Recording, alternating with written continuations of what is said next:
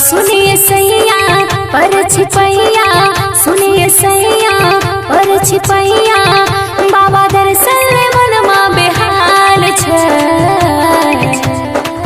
ए रानी बुझ बात के न जाइयो हमें रोपनी के ताल छै। ए रानी बुझ बात के न जाइए हमें रोपनी के ताल छै। हे के न जाइए हमें रोपनी के ताल छै।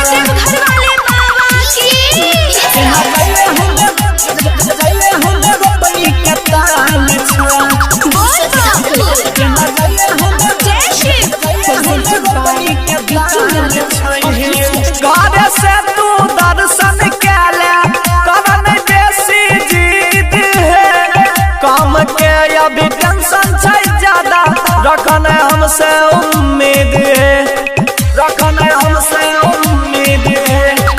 घर से तू दर्शन के ले करन देसी जीत है, काम के अभी टेंशन छै ज्यादा, रखन हमसे उम्मीद है।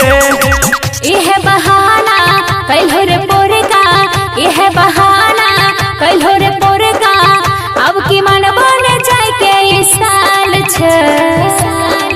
ए रानी बुझ बात के न जाइयो हमें रोपनी के ताल छै। ए रानी बुझ बात के न जाइए हमें रोपनी के ताल छै। हे के न जाइए हमें रोपनी के ताल छै। संची डिजिटल रिकॉर्डिंग स्टूडियो के न जाइए हमें रोपनी के ताल छै।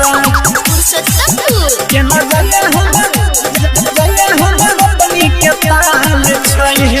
नहीं कमाई सुनो ये रानी, दू पैसा के न होतै है, के करा अंगना हाथ फैलेबो, बच्चा सब की खैतै है, बच्चा सब की खैतै है। नहीं कमाई सुनो ये रानी, दू पैसा के न होतै है, के करा अंगना हाथ फैलेबो, बच्चा सब की खैतै है। प्रमोद अंकित सुना हो बंटी, प्रमोद अंकित सुना हो बंटी, अब की आवे के तुरंत तत्काल छै। ए रानी बोल बम के न जाइए हमें रोपनी के ताल छै। ए रानी बोल बम के न जाइए हमें रोपनी के ताल छै। हे